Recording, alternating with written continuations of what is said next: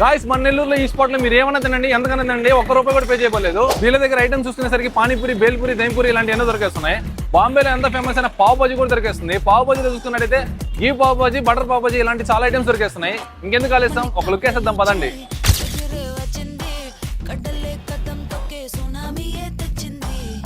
ముంబై వడాపావ్ ఒకసారి టేస్ట్ చూద్దాం. టేస్ట్ మాత్రం సరిగ్గా ఉంది. వీళ్ళ దగ్గర దైంపూరి అంటే నాకు చాలా బాగా నచ్చింది.